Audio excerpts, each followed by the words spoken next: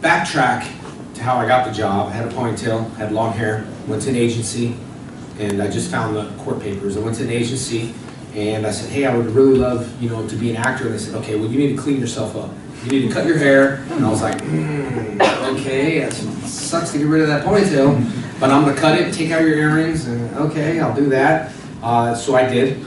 I went back the next day. I went to the guy who said to cut the hair and stuff like that, and he's giving me the hand, and he's like, you know, on the phone with Coca-Cola booking a commercial for one of his clients, and I said, sir, I came with one of my black belts just in case I needed it, and this is how I got the job. So I had one of my black belts standing there, and I said, okay, sir, I cut my hair, and he's like, I'm too busy for that, and then I said, so I cut my hair. I said, and then he told my black belt, you get in the hallway. I said, no, you stay there, because he's my black belt. I said, I cut my hair. So what are we going to do about it? Because you told me to clean myself up, now I'm clean, and you're not giving me anything. And he frantically was like, and I said, I need something. And he searched, picked up a paper. It was called Phantoms. He's like, here, read it. You know, this is your leave. Don't beat me up type of thing. So I took it, got the role, and then he was like, well, hey, I'm his agent, and I needed 15%, and I need this. So I offered it to him, and then he ended up taking me to court, some random thing for suing me for a lot of money. And I represented myself in court, and I actually won just because I had it signed. And I was like, you know, I just found that I was going through old documents, and I just found those documents. And it was a reminder that sometimes people don't believe in you until you can prove yourself with numbers and things. And that's not the way people should do it. They should believe in you for who you are, so when you get to a certain level, then you understand those are the people that have been with you from day one. And that's how I feel with all my fans. We've all been here on a journey together, and we all need to go on a journey together. And when you meet your so-called celebrity friend, I consider myself like everyone, but you can't get your dreams crushed, because that's happened to me quite a bit out here in this world. You've been playing the Green for 25 years. I mean, you were in Ninja Steel last year, wasn't it? They were playing some evil version of Tommy. I mean, it's that's good and the evil, which is great. They asked me to come back, and I had a checklist of what I wanted to do before I came back that the fans wanted. So I mean, you've obviously not played good, you've played evil, you've played a couple of different coloured rangers as well. Is there anything else I suppose you want to still do with this character? You're kind of going, you'd like to explore one last thing, I suppose. Yeah, I do. I mean, the Soul of the Dragon book came out, and that was me passing the powers. But listen, like, I've been asking for a Green Ranger series. I've been asking for content for you guys at this point. Not the Ninja Steel content, not the Power Ranger movie content, because that's missing a gap. Throw the originals in there, make the movie better, put some of the original characters so we can connect to you guys. And you can watch it. The movie did great, but it didn't do that great in the box office. And so then Hasbro bought it, and now Hasbro's dragging their feet. No to the Shattered Grid for now. No to the Green Ranger series. Like, no. And there's a big loophole. So me and Aaron are stepping up with Bat in the Sun, and we're going to create some content for everybody here that's going to be huge. You guys will be blown away from it. And that's what we're doing. And unfortunately, we have to go outside the brand. But it's totally legal, and we have all my Power Ranger friends. It is. I can't be sued for that one. All my Power Ranger friends are doing it, and I'm doing it free for the fans, so the fans can have something in the meantime, because there'll be no content for 2 years. You'll have nothing new. Yeah, Beast Morphers, get it. But I'm talking about content for us, and it's the last journey for Tommy. You know what I mean? It's like the last thing that I want to produce, to do, so the fans can actually have something, because there's a lot of them, a lot of fans. And we're all asking the same thing, like, when's the movie, when's this, and then I have no answers because Hasbro don't have answers. So, you know, I kind of went rogue. I told Hasbro, I'm going evil now. Please don't. Going the evil Green Ranger, man. If you guys don't step up, I'm going to do it myself. So I've gone rogue. You did a reality series as well, like Morphin Life. I mean, is that, I suppose, what drew you to kind of, I suppose, an external observation of the character and the series? I think that picture's Photoshopped. I have no wrinkles. It's Photoshop. Lighting's not that good. Someone painted my face. That's fine though. I like it.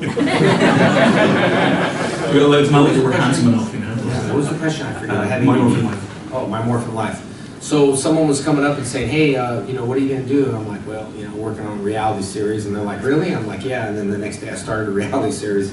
And kind of held the camera like this. And so it was a lot of, you know, this holding and Jenna holding the camera. And then I ended up selling the reality show to Con TV, which I did not want to do. I hate it. I hate that kind of stuff. If I develop content, I need it free for my fans to watch.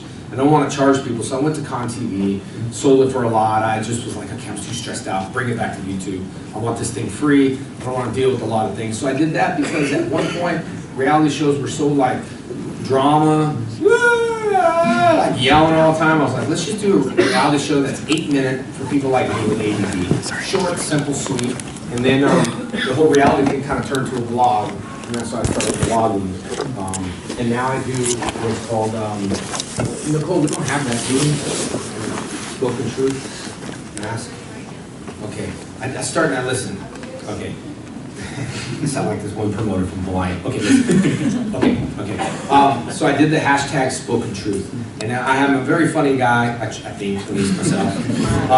But it's lighthearted. And the poems that I'm doing, that I've been writing for a long time, are like gonna strike us, all of us, with, you know, dealing with certain things, like if we're dealing with depression, or we're dealing with different, you know, things like anxiety, or if we're just dealing with everyday life. So I kind of been writing for a long time, and I wrote probably 40 poems in the last 3-4 months, and then I'm putting them to video, and that's on my YouTube channel. And I just thought and I've got great, everyone's like, oh my God, like I had no clue you could be so serious. So it was written by me, and then I have another guy producing them. So each series, or like next one's called Walls, which is about bringing down your walls and you know, allowing yourself to be vulnerable and allowing yourself to trust people, which is super hard. We just want to put up the walls, like we don't trust anyone, and sometimes we trust people, we get hurt. So that's one of the things that I'm doing.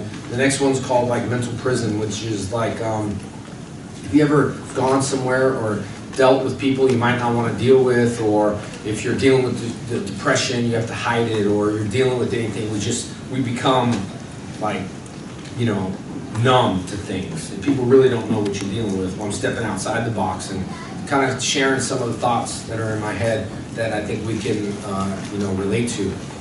And it is risky because it's not like Tommy at all.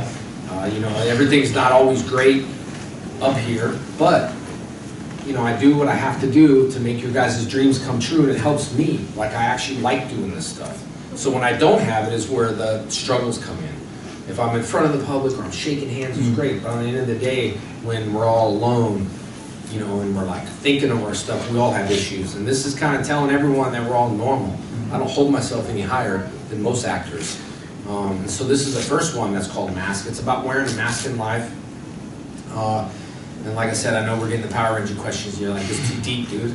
But it's about wearing a mask in life from either, you know, this has nothing to do with Comic-Cons or nothing to do with my fans. I love everybody, but sometimes you wear a mask in life to let people know you're okay, or, you know, I'm not dealing with depression, or I'm not, you know, and you have a lot of actors like Robert Williams and people that just, their lives are thrashed, but you never know because they wear a mask. So I think it's a healthy outlet for me and for everyone else to say, hey, you know, Jason said he deals with ADD, and that's cool, right?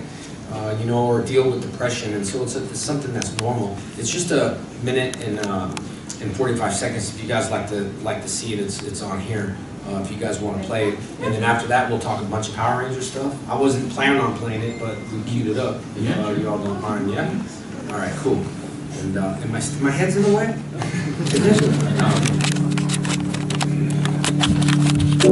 This is a story of a mask we all wear in life. It's becoming so hard, I can't lose the fight. You start to wonder, and then you begin to ask, is this me? Or is it just a mask? When you start to think, your mind goes blank. It's like you're staring at a ghost. That reflection is blank. I'm defeated as I stare in the mirror. I close my eyes and my body, it's shaking in fear.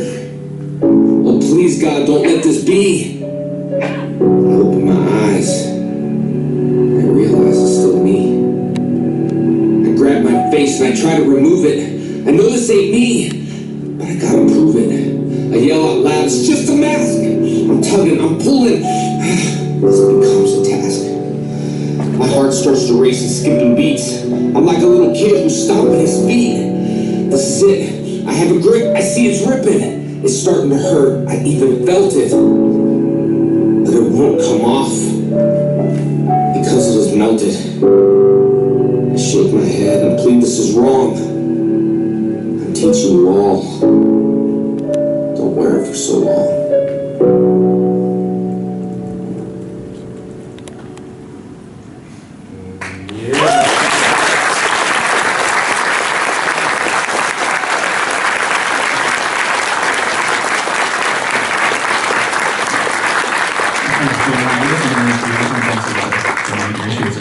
It was a big step to take that step and to get to that level. And I have been inspired by a lot of friends, almost every actor friend of mine, from Sean Ashton to Bruce Campbell to Sean Patrick Flannery to all my Power Ranger people. It was something I sent and they're like, you need to put it out. And I was like, no, like, let's just continue wearing a mask. So it was one of those things that I wanted to release, and it's like, you let your walls down, and then there's changes. So many people, man, you read things like, Dad, dude, that was inspiring. So it really means a lot to me, So I appreciate you guys watching that. Now we'll talk some light stuff about some Power Ranger stuff. Appreciate you all. Well, so just you're very known for obviously. That's on my YouTube channel, by the way. We were talking about YouTube channels. That's why it's JDF-FFN, including Shattered Grid, which is super awesome. There's like so many Rangers, so much potential, squandered for so long. You know the line, I have ADD, but you know the line where I'm like, I look up at me, it's like, hey, what is it, the line, I had to do it, me and Amy, and they're like, can you do the line? I'm like, dude, I was 19. Like, how can I say what's important? So I had to go, what's important to me now? It's my friendship with all of you. I never want that to change. That's pretty much Tommy. Back in the days, I talked like that. But anyway, YouTube channel, JDF-FFN, there's a bunch of content. It's just fun, free, whatever. Just go there and check out my more live vlogs. I'm a crazy kind of guy, so I got a lot of stuff going on. Well, you mentioned obviously things you do. One of the things you've been involved in for a long time is martial arts. And, obviously you've been involved in this for a very long time. You were quite young, is that right?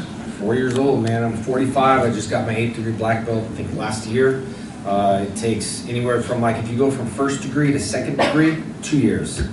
2nd to 3rd, 3. That's the way it should be. Now, you can have an accelerated pace as long as you're spending 24 hours on the floor, which I was at that time. So doing the math from 7th to 8th degree, I was like, that'd be 8 years from now, and then boom. I think it hit me here today, looking at a Loot Crate shirt. Because Luke, that's such a new shirt, and it said 2012.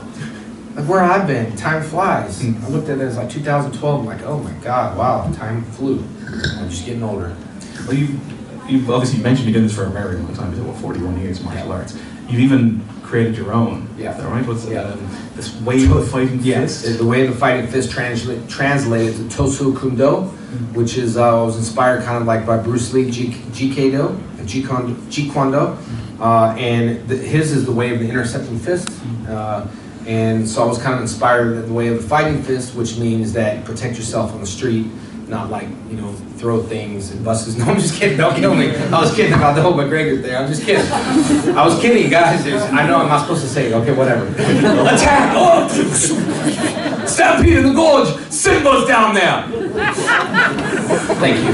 Kids, I tell you, when you say that, it don't matter what language, what movie, if you don't even need to know about the Lion King. I joke around, I say that to kids like, Stampede in the gorge! Simba's down there! They don't even understand me, though. All the other adults are like, such an idiot, but the kids love it. So, with the way of fighting fist? Yeah, the way of fighting fist. Self-defense, that's it. And self-defense is classified. Back in the show, and we had a discussion here, because driving on the different sides of the road, right? Like martial arts and being a samurai warrior back then was right hand only. Right hand swords only. You can't, if you don't use your left, then you're gonna have to fight with your right hand. So they would only right sword only. If you were left-handed, you're probably gonna die if you're doing this with your samurai sword. So you have to train. So all the self-defense techniques come from the right side. Passing on the left side, with the horses and the swords and the scabbard. Fighting is, if you're passing someone to, fight, that's the way that you should pass on to the left. So that's what I had to remember driving out here. And then you all screwed me up going to a parking garage. As soon as you go to the parking garage, you're passing on the right. I don't get it. I was so trained, I'm like left. I was like, hey, you're going the wrong way. Like, stupid American over there, I was sorry. And then clutch with the left hand, right? So everything was the right hand. So anyway, the classification of, for me, is self-defense. The shoguns, when they pull their sword, they would have to do something. They have to kill you or take their life. There was no like this, psych, Right? So the moment you perceive, because if you draw the sword, the attack's going to happen. So the moment you perceive your opponent to draw his sword is when self-defense comes in. Because self-defense doesn't come in, wow, now I'm going to protect myself, because that could be a knife, that could be something else. So you have to catch it before. That's why Bruce Lee, the way of the intercepting fist, he would teach you instinct, only instinct. And that's where it came from. So it was a philosophy of self-defense, but bettering yourself as a person besides just fighting. The Codes of the Dragon. We're filming the Codes of the Dragon, Nicole. Let's film the Codes of the Dragon. We're all going to repeat after me. You're going to say, learn these Codes of the Dragon. All right, we're ready. All right, right now we're going to do the Code of the Dragons. Codes of the Dragon. All right, everyone say brotherhood. Brotherhood. Brotherhood. Brotherhood. Dedication. Dedication. Respect. Respect. Cooperation. Cooperation. Discipline. Discipline. Confidence. Confidence. Attitude. Attitude. Self-respect. Self-respect. That's, at that time, those were my codes, and that's what Power Ranger stands for. Honestly, it's one of those things. Now, we could say all those things and we don't understand it, especially little kids, but in martial arts, we teach you to understand that. So the moment you perceive your opponent to draw his sword is with self-defense, but all those codes come into place. And the biggest thing for me is dedication, because I'm my own boss. Go look at me and follow me on Instagram. Everything I do, I give it 110%, but I'm my own boss. I can wake up and be like, I'm tired. I don't feel like working out. Jet lag, I didn't feel like working out. And I never cancel shows, so it's important to me that no matter how much money you have, who you are, it's one thing. Your word is golden. If you don't have a reputation and a word, then you mean nothing. Because he said, I promise to pay you back. Did you all watch Popeye over here? I'm really going back in age. Well, the old let me borrow a hamburger thing. He ain't never going to pay hamburgers back. He's just eating the hamburgers. Wimpy, is that his name? Yeah. Hamburger today, pay you back on Tuesday. It's like all your friends. They're like becoming a typical friend. Anyway, so yeah. I have long answers. I'm sorry. I forget sometimes. I scatter, my brain scatters. Well, has anything going to change? I mean, you've obviously been doing martial arts since you were 4, as you said, and then obviously you're Power Rangers, you were 19, 20 years old. You know, at this point, is there anything that you suppose have changed in your fighting style and your training style as you've gotten older? That maybe some things are more difficult, some things are easier. Is there anything that for my training, actually, my kicks were. I feel better in control of my kicks and body awareness. You know, and so that was great. My kicks are great. Maybe not 3 or 4 of them in a row. Definitely not going to be backflipping. Used to. I learned that just for the show. So you know, but things change, man. Like you know, I'm walking like read the Soul of the Dragon. I know Kyle Higgins really well, and I was reading it. It's like, oh my back. Because sometimes you know, like things go, and I read it. It's like, oh my back. I'm like, okay, Kyle. And then, oh, I'm in an old. Okay, Kyle. I'm going old again. I called him after the second old. Say, hey, Kyle, we get it. I'm old, right? Putting it in there like 3 times, but no, it's in your head. And I'm happy doing martial arts no matter what the moves are, and I can teach someone that's even in a wheelchair how to do karate. I taught someone that didn't even know how to walk to do karate because it's all mental training. You close your eyes, you envision yourself, you learn, you feel good about yourself. That's why I have a lot of members, even in other countries, that do the trainmejdf.com. It's just a website, people that ask, it's a training website for all beginners and advanced, it doesn't matter. Only thing it's gonna teach you to do, be disciplined. Because how many times we buy a workout DVD, we're like, that looks so good, and they end up underneath the couch and you never watch it again. Trust me, I've done stuff like that before. So this is like, it's your thing. You know what I mean? Like you have to wake up and want to train. I don't have a personal trainer. I wish I did, but I don't. I just know that my body is laying in bed, and my mind's like, get up, and I'm like, shut up. You know, like it does, like get up. No, I don't want to right now. You know, so yeah, it becomes different. But being your own personal success coach, I guess, is important. But karate got me that discipline to do that. And karate for kids. And how many people got started by watching Power Rangers in karate? How many people got started in karate from watching Power Rangers? That pays us back. Because karate is so valuable in life. I used to have a saying, if every kid around the world did martial arts, the world would be a better place. Because we're learning values. Now, if every kid did a Cobra Kai school across the world, we'd all be fighting. So we'll have a handful of them, but and overall, karate's done so much for everybody. And then we get older, and then we pass the knowledge. And then we paint things, and we clean cars. I have all my students do that. I don't have a reason for it. I just think it's cool. I polish the rim. Fist bump. What have I learned, Sensei? Block. You as well, you took up MMA a while ago, and you had 5 bouts, I believe? Oh, I had a little bit more than that. I had a kickboxing match, then a Muay Thai match, and then maybe around, I think 8, about 7 or 8. Some of them are on the record on YouTube and all that stuff. But what's important to me now, it's right into my head. What's important for me is to always start from the bottom and work your way up. I don't care who you are. I don't care how popular you are, what celebrity you are. You can't just jump into the big leagues. Work yourself up from the bottom and work your way up. And that's what's important. So even fighting, I went to the amateur ranks. Yeah, I fought in places that were hot with no air conditioners, you know, which no one has air conditioner out here, which is pretty crazy. But work your way up. Huh? It's already cold. I know, but I sleep in my room super cold. I try to open the window, I sleep like 60 degrees, so I'm like, hey, let's book this room. You have air? And I was like, what? You guys don't have air? But then I realized it was cold out here. So, but yeah, start your way on the bottom, work your way up. Don't take special treatment. I don't want to do that just because someone wants me to pay to go to a big venue. I want to work my way up. I don't want to just jump to a big venue. And that's what's, you know, you have my app on the phone there, and you can go live if you don't mind. Let's just go back there and I'm gonna pass you the codes, and you can go live on. Let's do Facebook or Instagram? Instagram. Yeah, this is Instagram. Yeah. Just go all the way in the back. Yeah, cool. I'll open the phone up to questions in a second, but actually speaking of Instagram, I noticed you're obviously a man with a fairly sizable number of tattoos, and I noticed you were actually sporting a shamrock. You were crossing that up. Has having a lot of tattoos, especially when you were in Power Rangers, never been kind of an impediment to work, or now it's more normals or anything that any tattoos you go, well, I can't really show that one, that's a bit much for a role? Well, I mean, all my tattoos are pretty clean. You know, but I will tell you, I was just talking about this with Nicole the other day. I had a mentor in martial arts, and he said, how many, you know, you got tattoos, right? You train, right? So my instructor came up and said, how many more students would you get having tattoos? Because I have schools, I got like over 1,000 students, and I was like, I've never been asked that question. I was like, I don't really know. And he's like, okay, what's your earrings? How many students will walk by and be like, oh my God, you have earrings, dude, I'm gonna sign up. Or, oh, you have tattoos, I want to sign up. And I never thought about it. And he always told me, he said, that's not going to get you students, but it could cause you to lose students. And I didn't realize until it happened sometimes, like, oh, you're not a Christian because you have a tattoo. First of all, Christians shouldn't judge. You know what I mean? You're going to a real bad place that's hot, lady, not me. You know, so I did lose some students with tattoos, but on Power Rangers I didn't have many tattoos. It's more acceptable. Yes, I can wear this suit and then just throw a tank top on with a hat and a bandana like I do, and people think I'm gonna rob them, right?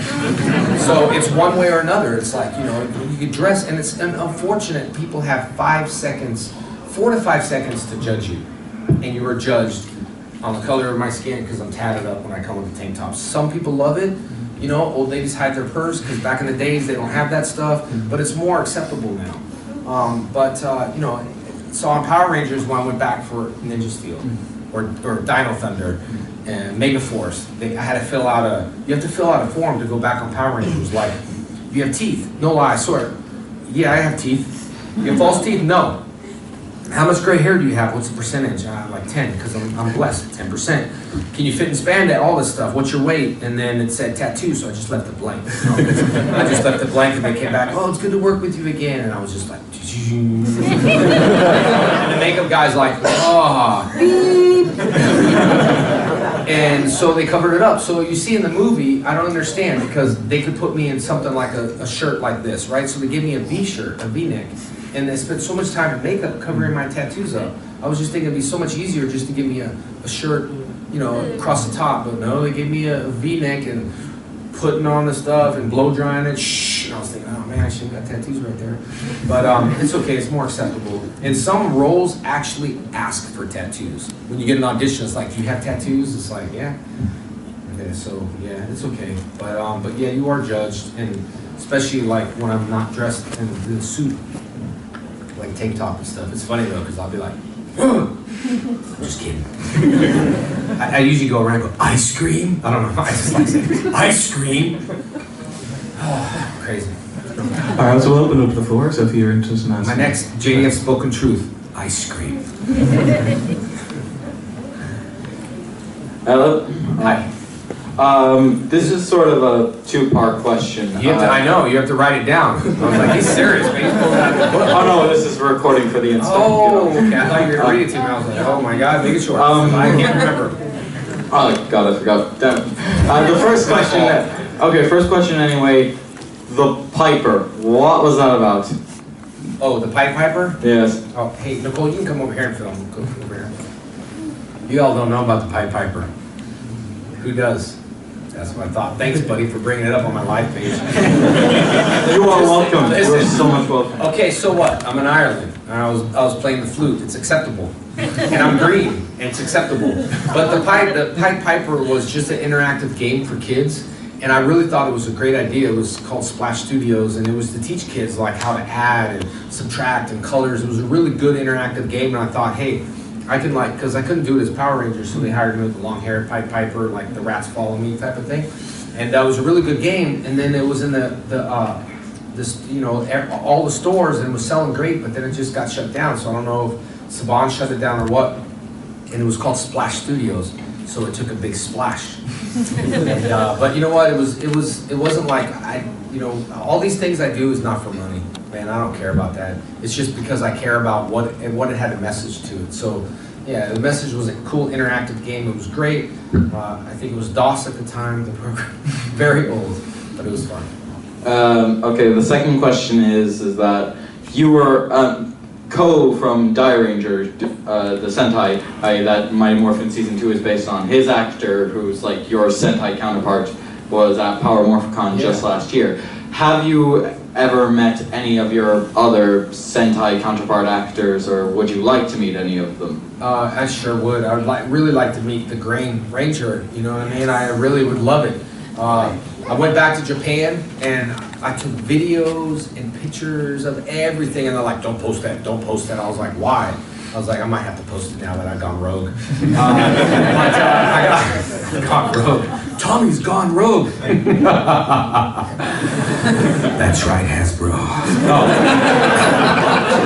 Might have to post them, but yeah, I would like to see the green counterpart. I did see the white in Power Morphicon. I took a picture, and I had no clue, so they're like, picture? I was like, yeah, bud, let's take a picture. And then they're like, that's the White Ranger. I was like, no, I'm the White Ranger, man. Like, what's up? And then they said Japan. I was like, oh, that's super cool. Yeah, it was cool. I'd like to meet some more. Yeah, I just had two questions as well.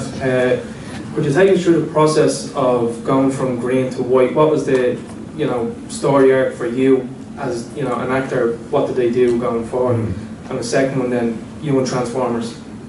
What was the deal there? How did you hook that one? That was really interesting. Yeah, okay, so with the first one, the Green Ranger was out. I was hired for 10 episodes, and I was told that you're gonna be gone. Like, however they're gonna get rid of me, that's what was gonna happen.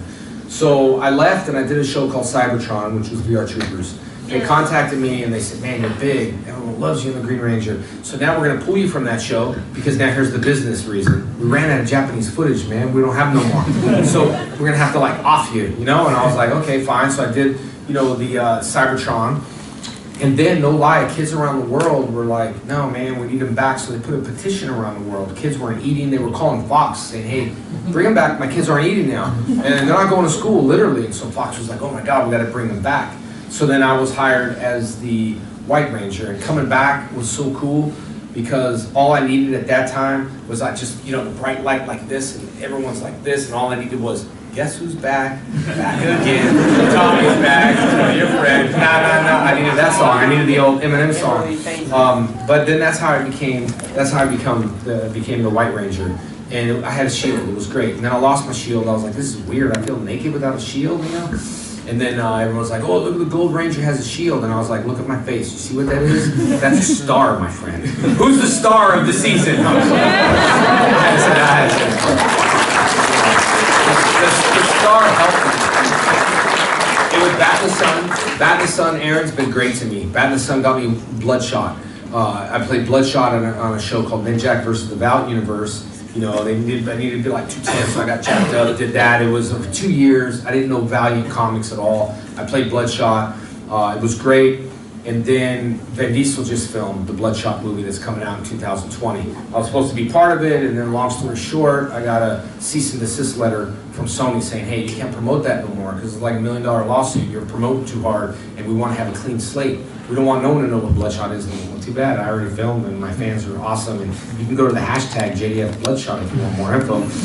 And hashtags are great now. And then with Aaron, got me into Transformers. I did the Transformers, Titans Return. I was a Titans Master Emissary. It was the first time Bloodshot was ever shown in the world I played, which was great. I love the first time stuff. Now I can say, well, it's just a cheap copy. As in Ninja Steel. And then Emissary was very, very new. So doing Transformers with everybody I watched was pretty amazing. I did all the voices, and so, and who doesn't want to be a Transformer? And then Saban said, no, you can't promote that. Transformers is our biggest competitor. And then they were okay with it, and I was wondering, I wonder what they're up to. Now they're not on my butt about it. Well, behind the scenes, closing deals with Hasbro, right? Who owns Transformers now? Hasbro. So I was like, now I'm okay with that? So yeah, they're like, oh yeah, no problem.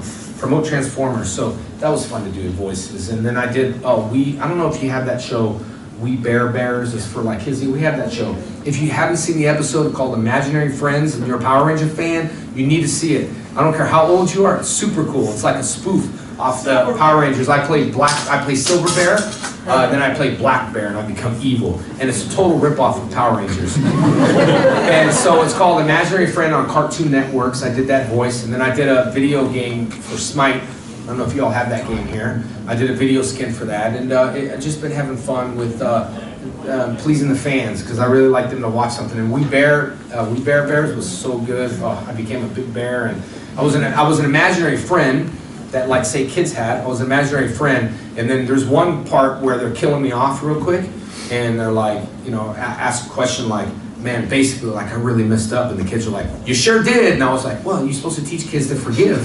And it's great. Let's check it out. It's We Bear Bears. It's funny.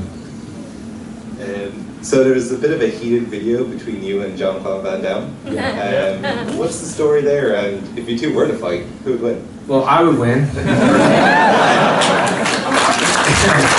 would.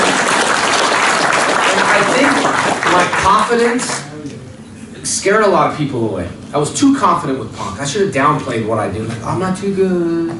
You know, you're gonna kick my butt. So then I didn't get to see him Punk fight. And you know, it's fine. I don't think he deserved it. And I remember there's something about McGregor talking about him, and I was like, oh, I love that guy, because he wasn't where he was now, but it was a long time ago talking about it, like basically didn't belong in it. You know, got to work with no fights. How can you go to UFC and then they say, well, okay, you could fight him, but you have too much experience. How can I have too much experience for UFC? That makes no sense. You're supposed to go there to inspire.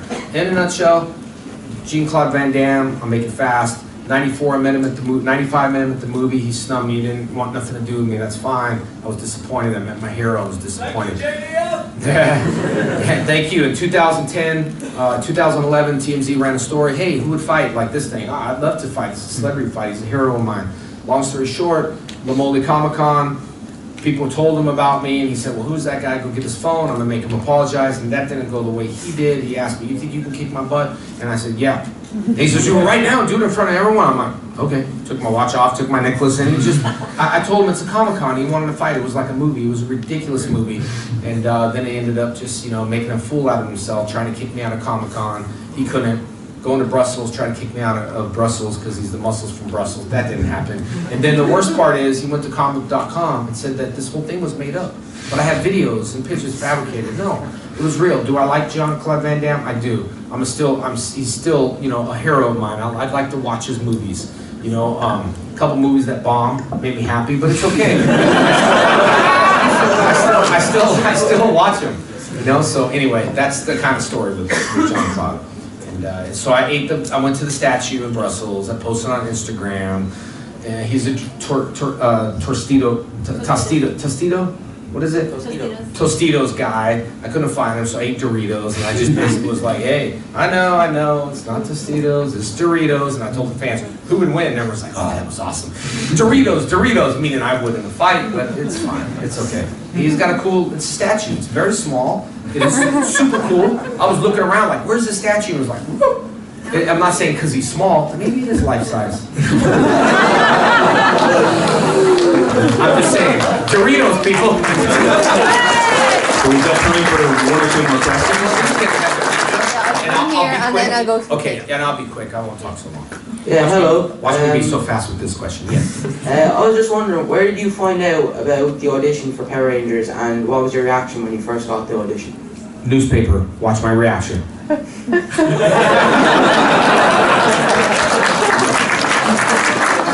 was the swap. That was my reaction. But pretty much that. See, you're like, man, I got ripped off. He said 10-minute story, and then I just hit this. What's up, bud? Why did only Mighty Morphin have one of the longest Power Rangers seasons? Oh, well, that's because all the actors loved it. No, I'm kidding. Mighty Morphin season, we had a lot of Japanese footage, a lot. And all the actors loved it, and I think it was, Mighty Morphin was great, man. It was like such a, you got Jason, you got Walter, Hip Hop Keto, you got David, you got Amy. I got the girl somehow, I had problems.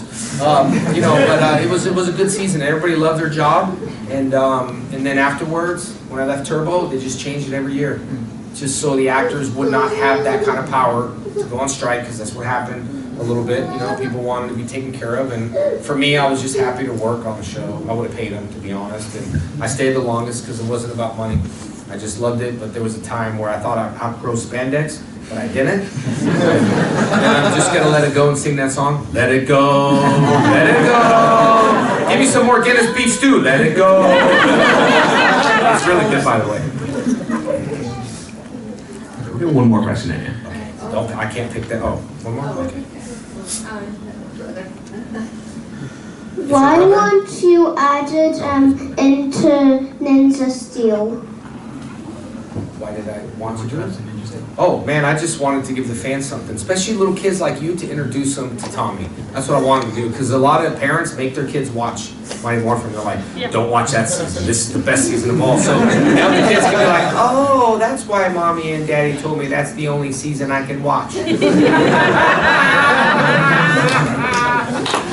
That's pretty much that. He has one. He's gonna be mad if you don't get that. When you were in your first movie, were you scared or did you enjoy it? Oh, that's a good question. It's nerve-wracking filming. My brother played my brother on the show, Zio, and he was a tough guy, and he was like acting so easy. And when he got onto the mark, he couldn't act. Like all he had to say was, "You're my brother," and so we hit the mark, and he's like, "You're my brother?" And I said, "Cut." Why are you talking like that? Oh man, this is stressful. He's sweating, but he's doing all this. So yeah, you get used to it though. You get used to it. And the only thing that was scary was seeing my face on the big screen, because I could see all my flaws, like my teeth, and I'm like, oh my God, just blow my head up as big as Zordon and let the world see it. So yeah, it was very intimidating to see your head that big on the screen. But I enjoyed the movie. I know Van Damme didn't, but I did. He was there. He probably hated it. We'll go for one last question there, so. The guy in the beanie, how much time we have? Is it because someone else is coming in? Okay, one last question. Okay, I can be quick. Thanks, no more questions. You took 5 minutes to stand up. Oh, you're waiting for the mic? Shout it out, man. You got good lungs. Shout it out. Give me the microphone first. So Hey, alright. My question is, what did you think of Shattered Grid in the comics as an arc, and what was your opinion on Kyle Higgins leaving? Because personally, I loved his writing, and I don't hate it, but I'm not so bad. Not so. Did Kyle Higgins leave? Yeah, Kyle Higgins left after Shattered Grid. Ah, I'm gonna have to give him a call. Get him Kyle's back. great. Shattered Grid's great. I don't think most people know about this, but I actually financed Shattered Grid, and I have the rights to it, and I own that footage, and that's why Saban and Hasbro wants to get it off of me, but I'm like, no, it's kind of mine. Hasbro spent $500 million to own everything, and they don't own that piece. They're probably really mad. How did he own that piece? Well, so much footage. It was good though, and I was also saying, yeah. So yeah, you were talking about the comics earlier, and I was also saying like I know like a lot of people who are like really big fans of comics here, particularly I love, and I've seen them sell out in so many comic shops. It so makes me happy. I've had to go like all over the city just to find like so many issues. Thank you. That makes me happy. Do a little video, yeah. All right, let me do a quick little video, and then you guys can get quiet. Okay. That was an awesome Q&A. Great questions and great fans here in Dublin. Say what's up, everybody. What's up?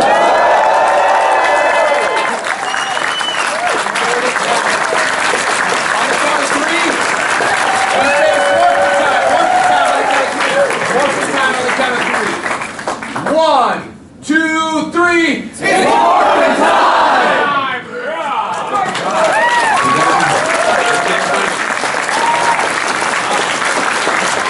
If you guys want to check this out, it is I recorded it on my Instagram, and we'll save the link. It's about 24 hours, so you can, see if you see the back of your head and be like, there I am. There's my ear. But anyway, I really enjoyed it, guys, and thanks for the love, and I know we got another guest coming in here, but thank you. Great questions, and it was awesome. Thanks for watching the JDS Spoken Truth. That's the first time I showed it anywhere, so it always, and I got the Shamrock tattoo, so I'll always remember everybody over here.